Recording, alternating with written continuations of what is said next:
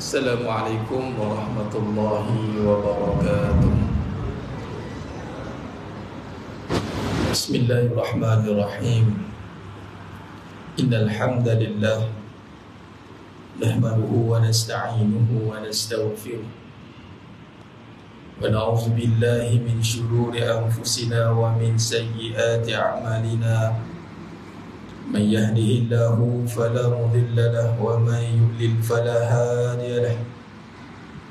Asyhadu an la ilaha illallah wahdahu la syarika lahu wa asyhadu anna Muhammadan 'abduhu wa rasuluh.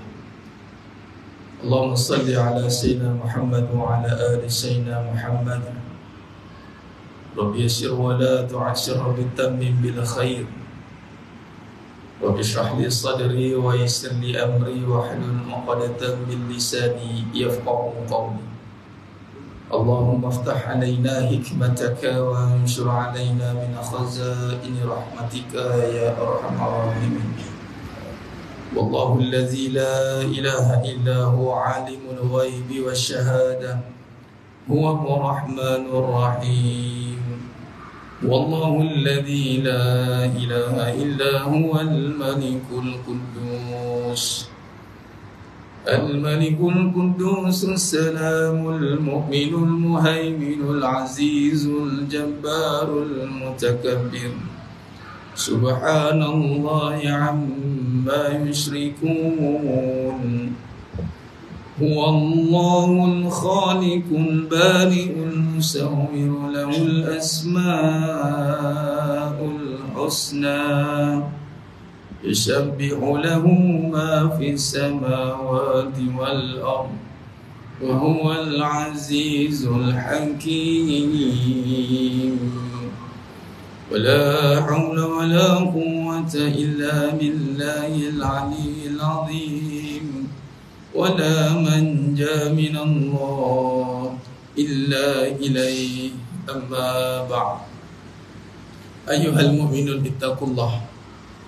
Usikum wa iyaya bittaqwallah faqad fazal muttaqun. Senajemaah yang dimuliakan Allah Subhanahu wa taala, mudah-mudahan kita semua tergolong dalam golongan hamba-hambanya yang benar-benar bersyukur. Amin ya rabbal alamin.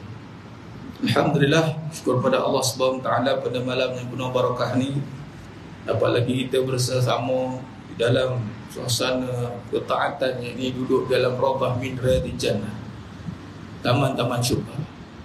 Setiap kali kita berada dalam majlis zikrullah, Nabi SAW mengisbatkan, meletakkan bahawasanya majlis zikrullah itu adalah raudhah min riyadil jannah, taman-taman syurga.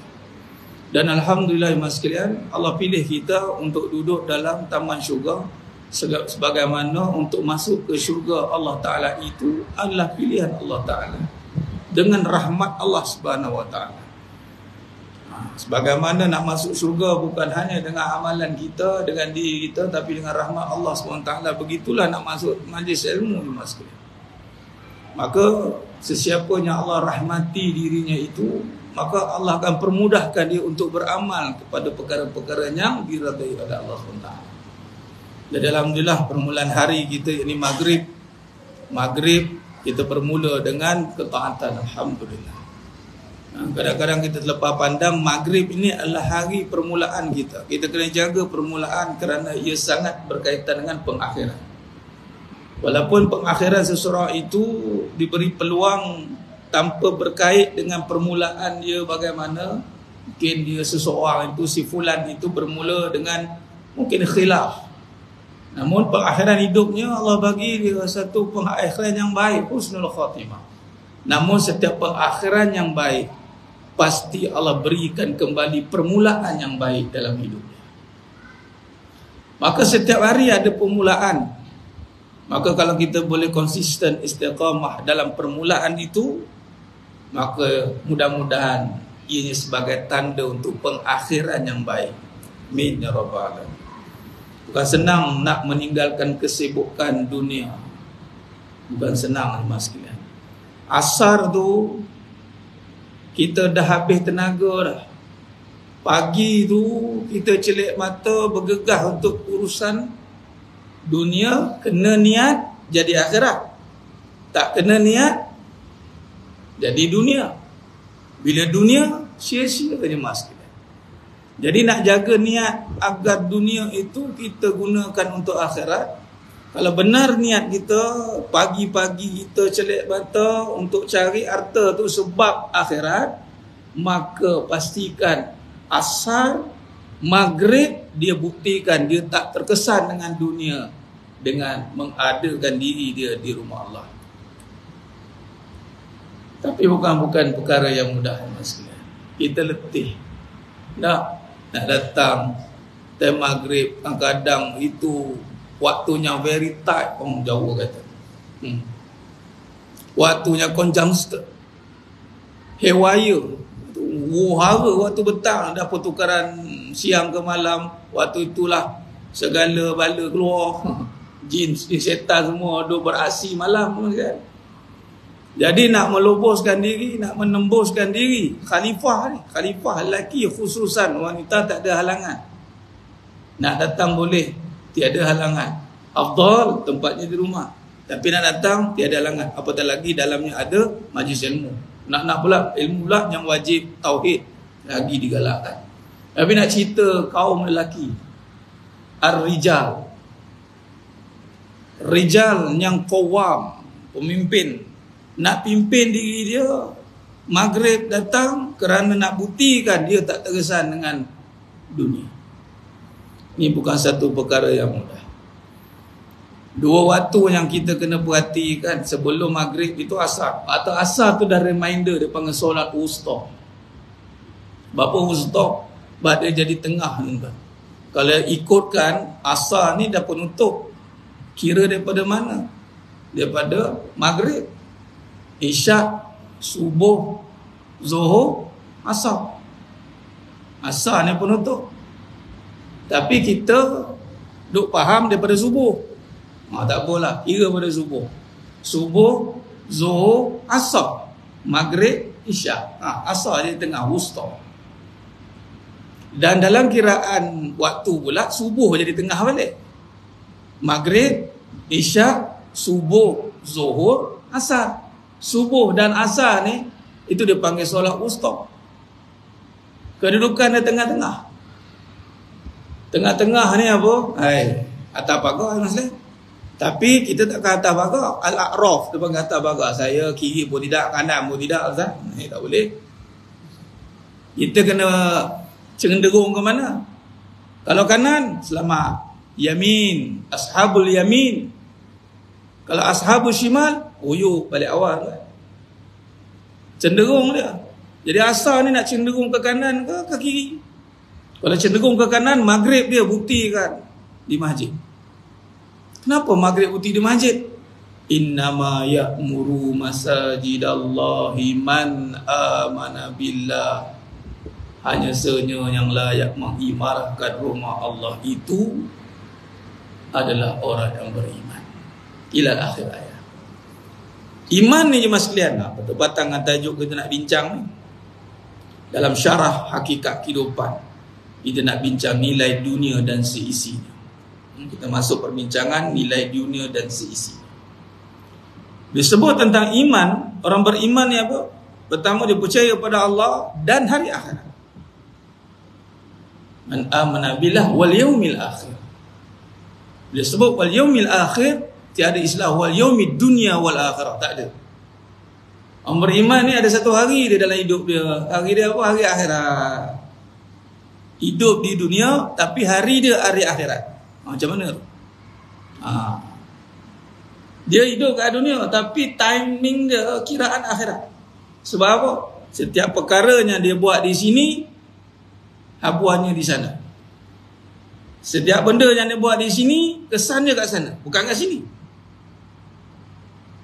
Malah sini pun dah nampak bunga-bunganya lah.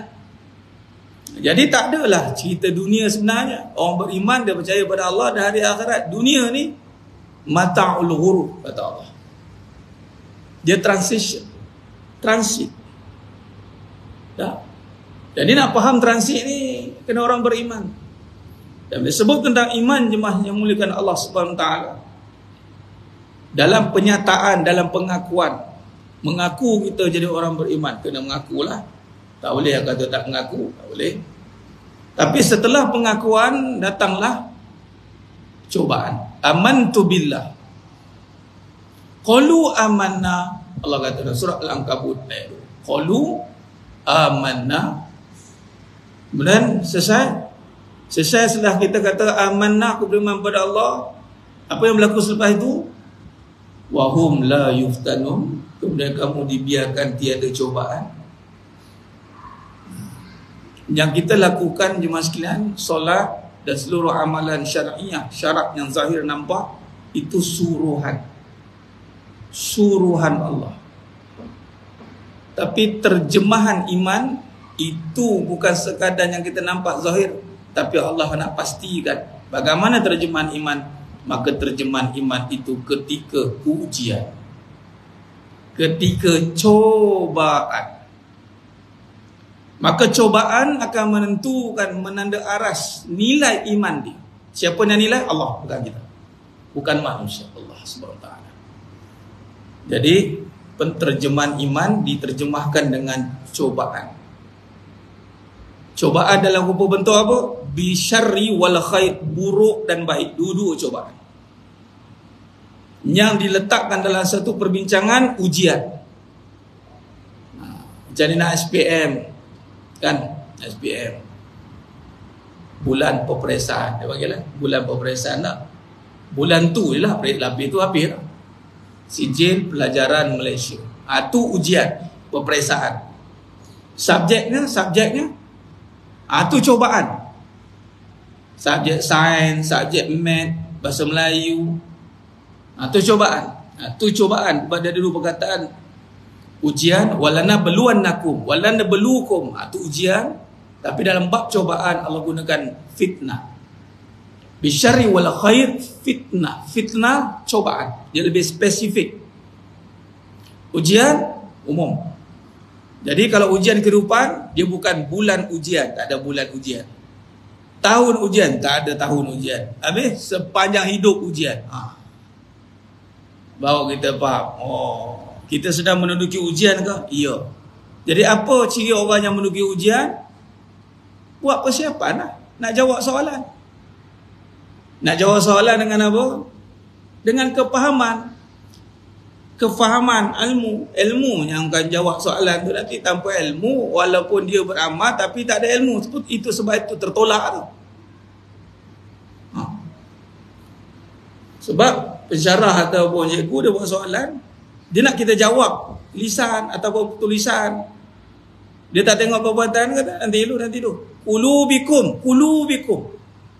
Allah kata, aku nak tengok hati kamu tu. Innallaha la yanzuru ila suwarikum wa amwalikum, walakin yanzuru ila qulubikum wa a'malikum. Nak tahu hati, tanya dia. Waktu hati-hati dalam berkata-kata. Daripada kata-kata boleh menterjemahkan siapa dia.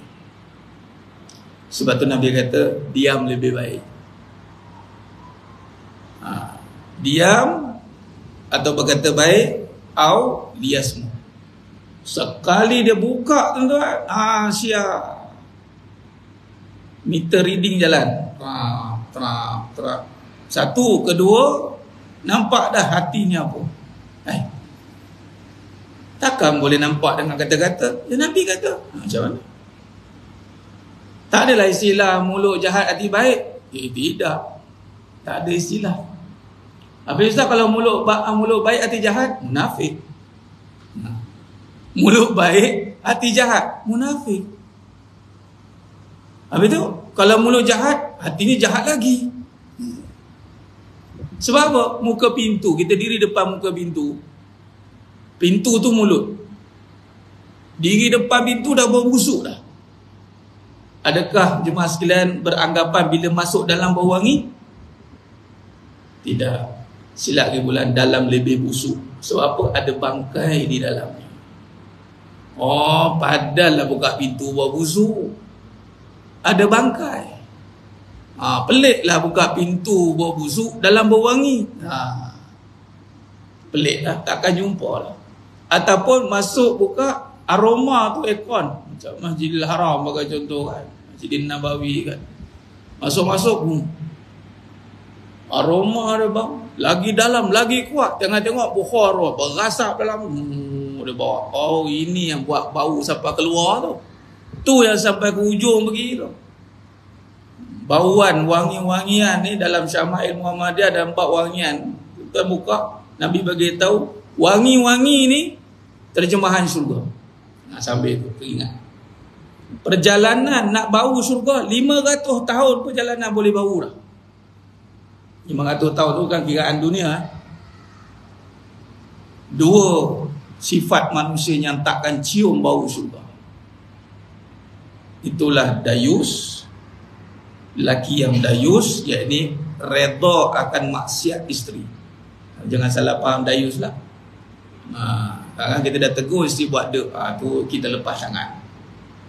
Yang kedua deraka, termasuklah. Dan yang ketiga minta sombong. Sombong, orang yang takabur. Baik. Maka kata-kata nak tahu hati dia, uji dia, tengok apa dia keluar lagi.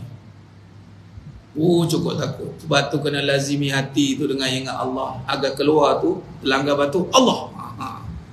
Ini kan pegang tasbih Allah Allah Allah, langgar batu apa cek mangkau tu. Sudah. Hati-hati mas sekalian.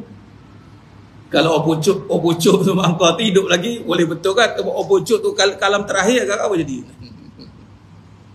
Cukup takut. Maka lazimi hati sampai sebati, walaupun di saat kita di luar jangkaan, itulah yang zahir dari lisan kita, kerana dah sebati dalam hati. Tu nak dapat tu minta Allah lah. Kan senang. Sebab tu Nabi doa, Allahumma inni ala zikrika. Kita pun fikir, macam mana Nabi doa minta ingat Allah? Nabi tu ingat dah. Nabi nak bagi isyarat, ingat tu susah. Ingat ni bukan sebut. Kadang kita boleh sebut tapi tak ingat. Macam mana pula tu mas sekalian? Sebut tapi tak ingat. Boleh sebut nama saya, sebutlah. Ingat tak? Entah yang mana satu nak. Farid, malam ni Ustaz Farid. Sebut dah. Sebutlah cerita kali pun. Kalau muka tak ingat macam mana, entah mana satu, memang tak ada makna. Ada orang tak sebut pun. Terbayang tak contoh kan? Tahu?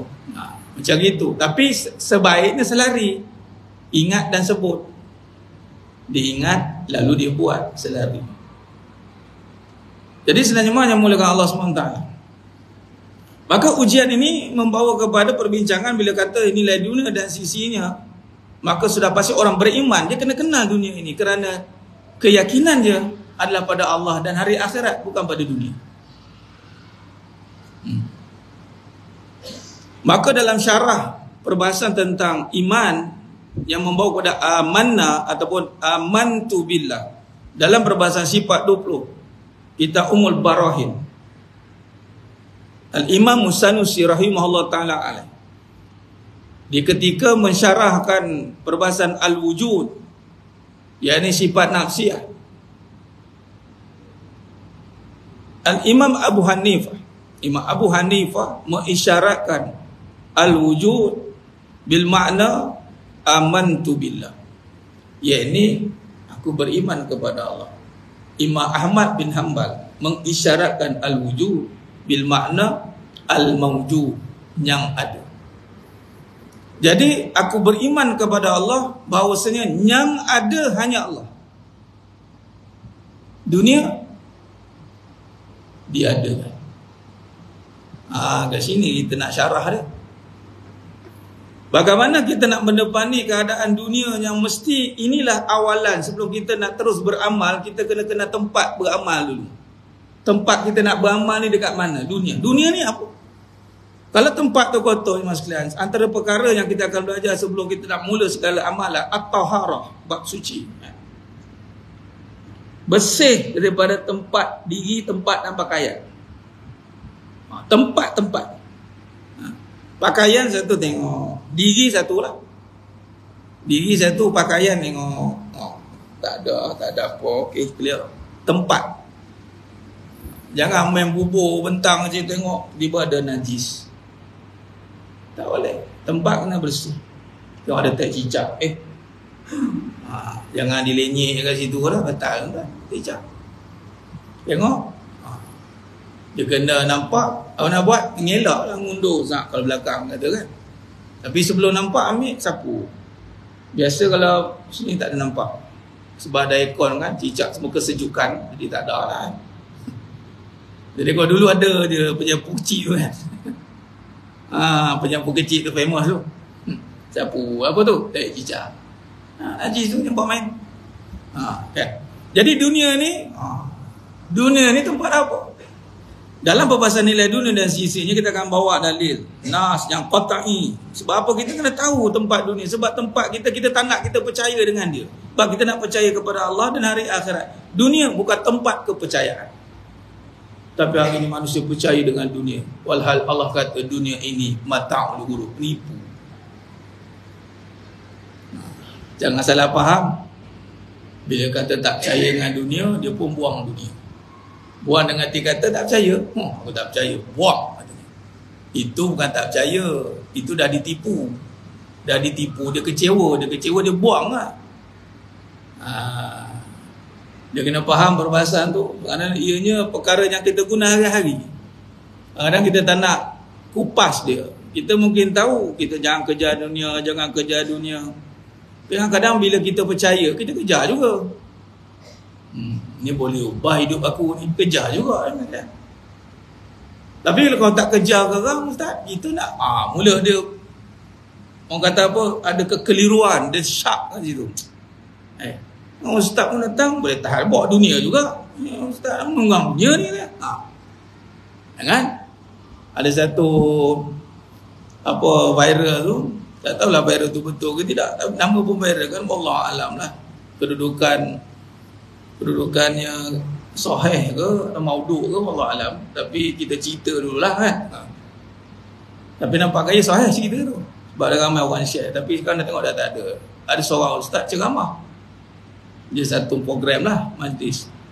Dalam ceramah tu, ini satu perkara yang tidak bagus lah, tidak sihat, tidak ada adab bagi pendengar kan. Kalau kita tak suka, kita tak perlu nak lontarkan ketika itu juga. Itu satu perkara yang tidak ada adab, tak baik. Di rumah Allah pula tu, lebih baik kalau ada benda yang tak kena, lepas habis jumpa terus, bincang tepi. Tak.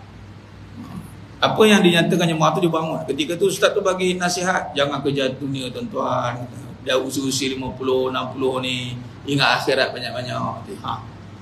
Sekali geram rumah dengar berdesing telinga dia bangun. Ustaz boleh lah, kereta mewah banyak, rumah besar, ceramah bayar ni. Kami ni orang susah. Macam mana tak nak kejar dunia sedangkan dunia kami perlukan dia. Sadaqallahul azim, maksudnya tak ceramah dah. Macam mana nak jawab? Betul lah kita nak suruh orang kan kita. Allah suruh. Jangan kerja dunia. Tapi di saat dunia depan mata. Ada yang datang boleh lebih kurang dah. Kita pun confused. Jadi sebelum kita dikonfuskan lagi dengan bisikan-bisikan syaitan dan iblis sehingga wujud permusuhan dan ada su'uzan, sangka buruk, baik kita leraikan sangkaan itu. Tidak nanti kita dalam dilema nak beramal tapi ada dunia. Kita macam tu dia balik asar, dah penat nak pergi masjid. Aku sekarang ni pun akhir. Dia berbelah bagi. Tapi kalau dia faham, dia hidup dia takkan berbelah bagi. Baik. Maka jemaah yang muliakan Allah Ta'ala, ni antara poin penting. Kenapa kita kena syarahkan? Ini menjadi tajuk awalan dalam pembahasan hakikat kehidupan. Di antara tajuk awal yang kita kena selesaikan. Kerana kita nak berada di dunia dan kita nak melaluinya. Satu tempat yang kita nak lalui tapi kita tak tahu dia apa. Tahap apa ada dalam tu ke, tahap ada musuh ke, tahap apa ke. Yang lebih parah kita nak ambil pula barang-barang yang ada dalam tu. Kita tak tahu. Ini siapa punya? Orang keluar macam apa yang dia kata, ini amat albab yang punya. Nak jawab apa yang masih keluar jin pula datang. Kamu ambil sedap-sedap je kata kat dunia ni. Kamu tahu dunia ni siapa punya? Ambil duit, buat itu, buat ini. Nampak? Jadi kita kena syarah dan kita kena terjemahkan. Sebab tu antara perkara yang berlaku ketika Islam datang sekalian, ketika Nabi SAW dapat wahyu yang pertama, kemudian Nabi sebarkan dakwah yang ini membawa kepada Allah dan hari akhirat, maka antara perkara pertama yang terkesan dalam diri para sahabat radhiyallahu anhum ajma'in, maka perubahan dalam sudut pandang dunia. Dia panggil marhalah zuhud. Marhalah zuhud. Zuhud bil makna hatinya tidak lagi memandang dunia. Dalam keadaan dunia dipegang, tak ada pandang. Ni Imam Hasan Al-Basri rahimahullah ta'ala, antaranya ada satu surat yang kita akan bacakan nanti dalam perjalanan syarahan nanti. Sampai masanya kita baca satu surat yang dihantar pada Khalifah Umar bin Aziz. Ada khalifah yang bagus dalam 2 tahun pemerintahan, tak ada orang buat asnaf. Dihantar satu surat beri satu peringatan tentang dunia ni apa. Antara kata-kata Al-Imam Hasan Al-Basri rahimahullah ta'ala alaih, yang merupakan seorang ilmuwan, ulama besar, yang mewujudkan, mengasaskan marhalah dari kumpulan halaqah zuhud, dan dia juga adalah hartawan dan kaya raya. Para sahabat ni background yang dahsyat kalau kaji. Tapi dimulakan dengan kata-kata dunia tempat kecelaan, bukan tempat tinggal. Mukaddimah surat yang dihantar pada Khalifah Umar Abdul Aziz menyatakan dunia tempat kecelaan, bukan tempat tinggal. Dan yang mengatakan itu bukan kerana kecewa dengan dunia, tetapi di saat dunia di dalam genggaman. Hanya ni kita nak belajar orang macam ni. Kalau para ulama, para sahabat, dan sudah pasti ia datang pada Rasulullah SAW, dan sudah pasti apa yang dibawa daripada wahyu Allah Subhanahu wa ta'ala. Maka penilaian terhadap dunia ini, tafsiran yang diberikan mestilah selaras dengan Al-Quran dan Sunnah. Al-Quran dan Sunnah bil makna dengan maksud sekali dengan ijma' dan para ulama. Doa sunnah, Nabi, kemudian para sahabat, kemudian ijma', hukum dan qiyas. Ini faham. Penilaian yang tidak berteraskan realiti, kebenaran, itu akan menyebabkan berlakunya kepincangan terhadap ekosistem sesebuah kehidupan. Hari ini bila kita salah menilai dunia, maka yang berlaku kepincangan yang ada. Dan ia akan membawa kepada berlakunya kekecewaan yang tiada berpenghujung, yang tidak berpenghujung. Malah akan menyebabkan berlakunya perkara yang membawa kecundang kepada dirinya, yang memberi kesan kepada buruk terhadap kehidupannya. Kecundang, akhirnya dia akan kecewa, fras, kecundang, dan keburukan melanda pada dirinya. Dan tafsiran dunia yang tidak berteraskan kepada sebuah kebenaran menyebabkan kita berusaha untuk menguasai dunia. Tadi kita kalau tak faham dunia, kita cuba nak kuasainya, tapi cuba nak meninggalkannya. Pada sama nak kuasainya, mana satu kita nak buat maksudnya. Walhal bila kita nak menguasai tanpa kita sedar dunia itu apa, lalu dunia akan merosakkan kita. Maka dengan itu caranya kita kena tengok apa kata pencipta dunia dahulu. Maka dalam surah Muhammad ayat 36 kata Allah Subhanahu wa ta'ala, disebut begini mas sekalian, kita akan definisikan dunia dan kita nak takrifkan dunia selari dengan pencipta. Bukan daripada kata-kata manusia yang berpengalaman lah, aku dah lama hidup lah, aku kena tipu lah, yang berjaya pun cakap cara berjaya, yang kecewa cakap cara kecewa. Kita tak mau dengar dulu tu. Kita dengar kata pencipta. Pencipta dunia kata, Allah berfirman, innamal hayatud dunya la'ibun wa lahu. Sesungguhnya kehidupan dunia hanyalah permainan dan sendu-gurau. Jadi bila kita nak explain, nak terangkan pada diri kita, pada anak kita, pada siapa pun, dunia ni apa? Tulis terus apa kata Allah. Allah kata dunia permainan, tulis takrif dunia permainan, takrif dunia sendu-gurau. Tak payah nak ubah dulu. Anda manusia cepat nak ubah. Tak, dunia ni sebenarnya bagus. Tak, kita cuma jangan lalai dia. Tak payah. Memang lalai dia lagi. Sebab ubahnya mainan. Permainan perkara yang melalaikan. Sendu-gurau perkara yang membawa kepada kekecewaan. Gurau. Gurau ni bukan benda yang orang buat elok. Gurau benda tak elok. Bergurau. Sehingga Nabi kalau bergurau pun Nabi akan gurau dengan perkara yang benar semata-mata. Tapi orang nisbah gurau ni biasa orang akan buat benda yang aku gurau je, tipu kan. Kita suka buat apa? Bahasa prank kan. Tu dah bahasa model sekarang, prank. Suka prank orang. Selok kawan tu, nangis tak berlagu, pun jangan tipu. Dunia macam itu lah. Bila ya kita kejar dia, lagi tipu, bayang je. Letih dah. Tapi janganlah sebab kecewa kita tak nak kejar. Biar tak nak kejar tu sebab faham apa dia. Itu cara dia.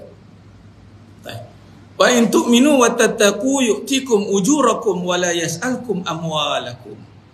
Ini satu perkara jaminan. Allah kata apa? Dan jika kamu beriman dan bertakwa, Allah akan memberikan pahala kepadamu dan tidak akan meminta harta-harta.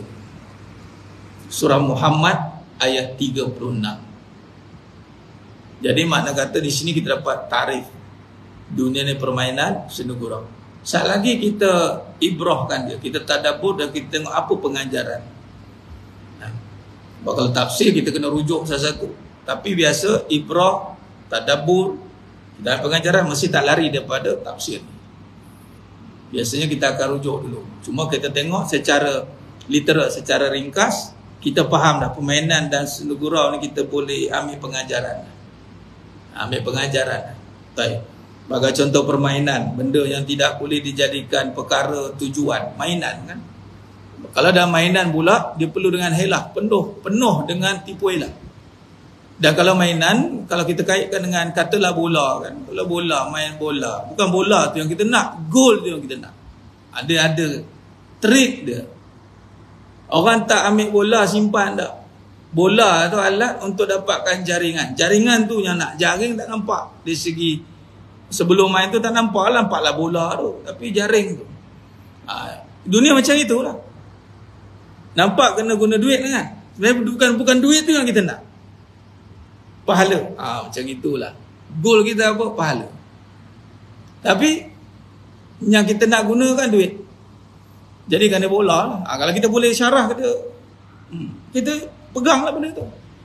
Dan tak ada orang nak jangan simpan bola. Memang marah betul kalau simpan bola. Kalau siapa main bola tahulah perkataan simpan bola. Memang kena datang ke belakang, kena tackle terus kan. Kau nak simpan bola apa?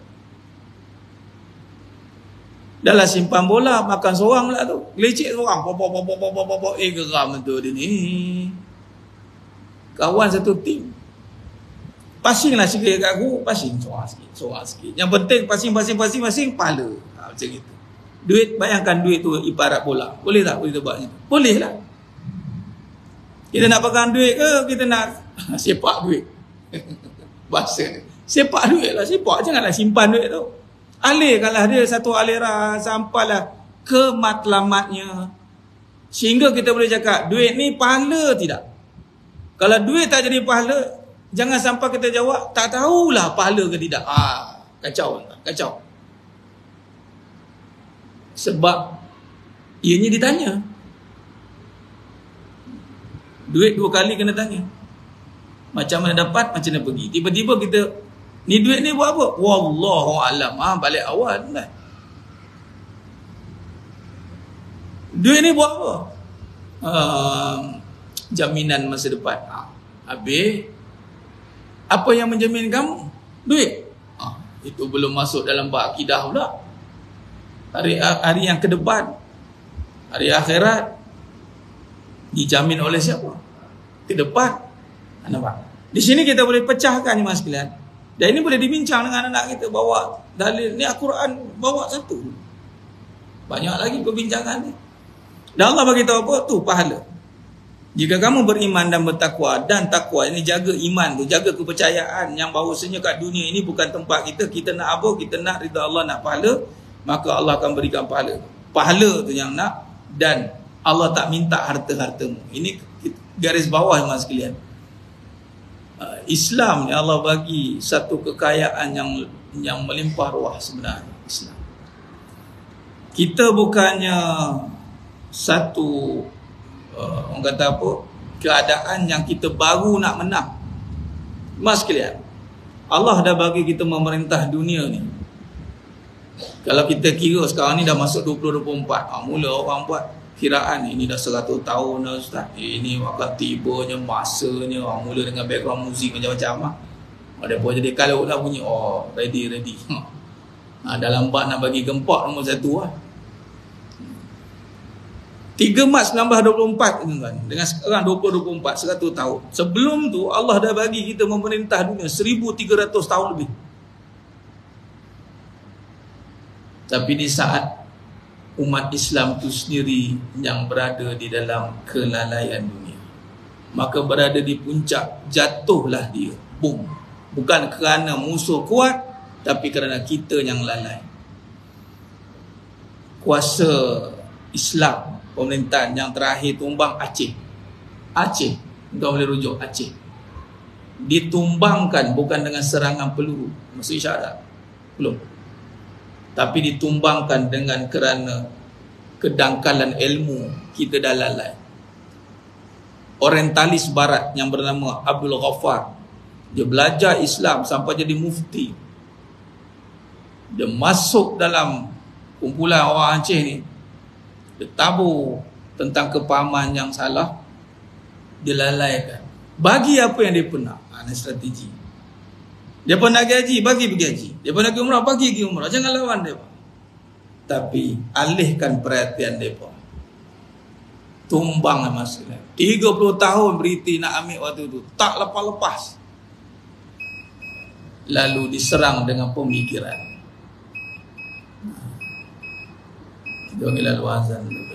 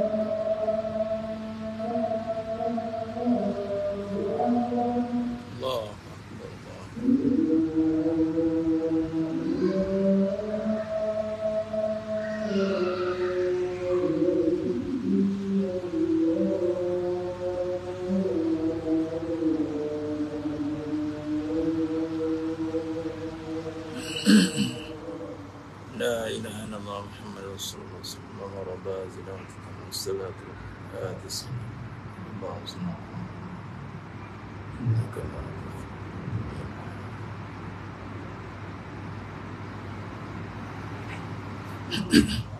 Allahumma salli ala sayyidina Muhammad wa ala sayyidina Muhammad. Sedang jemaah yang muliakan Allah. Khair kita sama muslim.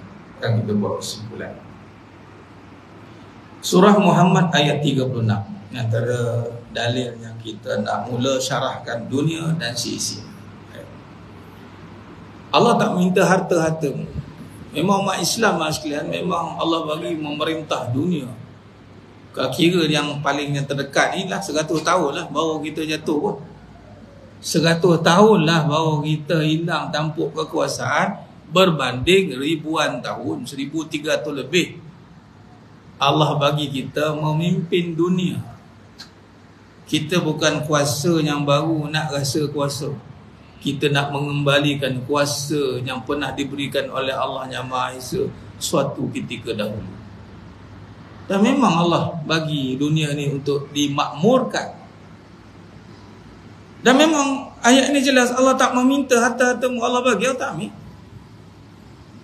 Batu kita bertuhankan Allah yang Maha Kaya, istighna, tak berkehendak pada makhluk. Buat apa nak? Tak ada, Allah pencipta. Ada Allah bagi, ambil. Malah bukan dunia, syurga aku siapkan untuk kamu. Masya Allah.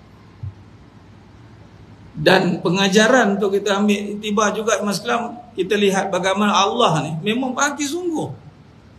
Tinggal lagi kejatuhan bukan di saat kesusahan, kejatuhan di saat kelalaian, dikelilingi dengan kesenangan dan kemewahan. Ini sejarah telah mencatatkan, Mas Kelam. Perang Uhud dah mencatatkan dah tentang fitnah harta. Nabi cakap, Nabi ada.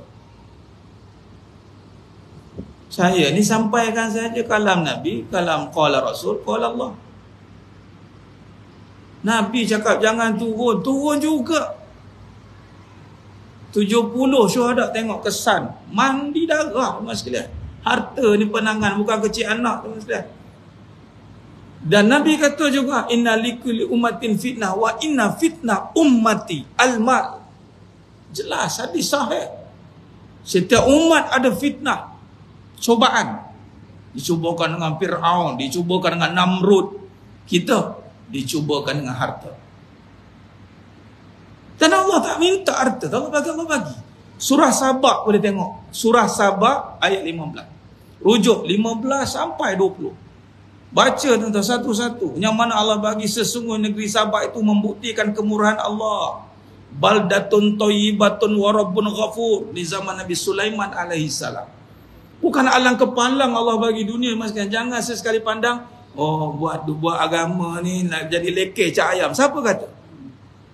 Siapa kata bahawa agama jadi lekeh, tuan-tuan? Tak payah nak beria pun. Tak payah nak bagi tahu orang kadang, yalah ni saya cerita para asatidzah, terpaksa cover. Bagi tahu apa? Oh tak, saya pun ada bisnes saya juga. Macam orang pelik, bila agama je, bila nampak mewah dia pelik.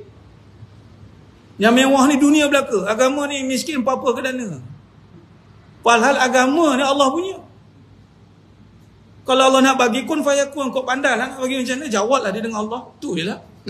Dapat cara halal, itu pun dihisap. Yang haram pun dihisap. Yang haram akan diazab. Tu yang saya bawa kat luar. Kalau kita, tak adalah, tak adalah, macam tersegang-segang. Kalau saya cakap, itu bawa sikit Allah bagi. Tak ada benda dunia yang layak nak buat agama. Kalau nak, mahal lagi, tuan. Patutnya macam tu jawab. Agama ni mahal.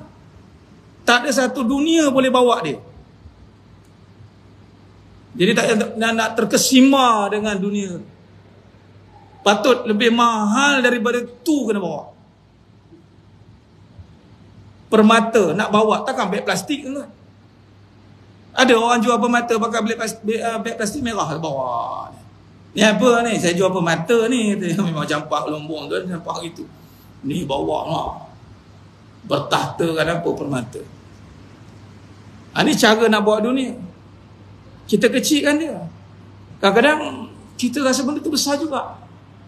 Dan kita rasa kecil bila tak ada benda tu. Anak ni macam gini je lah. Hantar lagi lah besar. Mula anak macam gini je lah. Ataupun kita pandang orang yang mempunyai kedudukan, yang itu nampak besar. Ataupun kita besarkan diri kita dengan benda-benda yang ada. Iblis besarkan diri bukan kerana amal. Sebab diri dia rasa lebih. Lebih bukan sebab amal, sebab dia api. Nabi Adam AS tanah. Itu kena jelas kat mana salah dia. Ni muda, aku tua. Mula tua lebih. Aku pandai, hang tak ada. Kau ada sijil aku lebih. Dia lebih semua kat dunia. Dia tak lebih pada amal. Allah rahsiakan amal. Tak ada seorang rasa lebih. Rahsia. Walaupun dia solat 1,000,000 rakaat pun, dia tak rasa 1,000,000 tu pun. Rasa penat ada. Tak payah jauh tarawih cukup lah tuan. Allah letih. Tak rasa balik tu. Pahala dah rasa dia. Kembung ada pahala. Tak ada. Kena imam baca panjang jenuh tuan. Nyumpah belakang setiap bulan. Wanauzubillah, jangan begitu sekalian. Tapi bila beramal, berubah hidup. Orang mula hormat. Dunia mula berubah. Anak mula dengar cakap. Mula dia rasa ana khairu minhu. Sebenarnya iblis gagal dekat appearance dunia lah. Bukan amal. Kita takkan pernah rasa lebih dengan amal. Wallahi mas sekalian, rahsia Allah Ta'ala. Amalan ni rahsia. Beramallah banyak macam mana, kita tetap tak rasa lebih. Kerana Allah simpan kelebihan itu di akhirat nanti. Tinggal lagi wajah-wajah tu, tanda-tanda tu Allah nampakkan lah kat dunia. Tapi diri si fulan yang beramal itu dia takkan rasa. Melainkan dia boleh nampak pada dunia. Tengok duit macam berkat dan ni, dia mula rasa ujub, takjub dengan diri dia. Mula pandang orang lain yang kurang. Ini semua sebab dunia punya pasal. Ini berlaku pada surah Sabah. Boleh rujuk, tengok bagaimana Allah jadikan subur, mewah, cakap apa nak bagi, sehingga Allah gezetkan negara Sabah tu baldatun thayyibatun wa rabbun ghafur. Namun mereka berpaling ingkar, lalu kami hantar kepada mereka banjir yang membinasakan. Sebab tu Nabi doa siap-siap mas sekalian. Kita ni mutakhiri dengarlah banjir gitu gini kan. Ya, kita berjaga-jaga, tapi barang perlu diingat Nabi dah doa ke Allah, jangan hukum umatku dengan banjir besar. Makbul. Jangan hukum umatku dengan kemarau berpanjangan. Makbul. Satu je Allah simpan lagi, yakni berpecah. Itu akan makbul. Allah nak bagi tahu Masjid Al-Ijabah. Tapi Allah kalau nak hancurkan satu kaum tu, tengok, lalu kami hantarkan kepada mereka banjir yang membinasakan, dan kami gantikan 2 kumpulan kebun mereka yang subur itu dengan 2 kumpulan kebun yang berisi dengan pohon-pohon yang pahit buahnya dan pohon-pohon yang jarang berbuah, serta sedikit pohon-pohon bidara. Dulu buah tak ada musim, dia berpaling, maka Allah gantikan.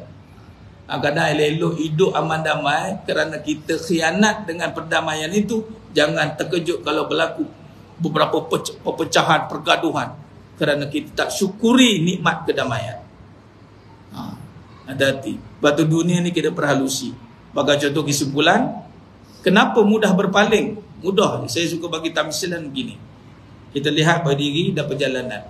Mana lebih banyak sebut Allah? Walaupun tadi kita bincang bukan sekadar sebutan, tapi bila nikmat syukur ni kita sebut, kita sedar.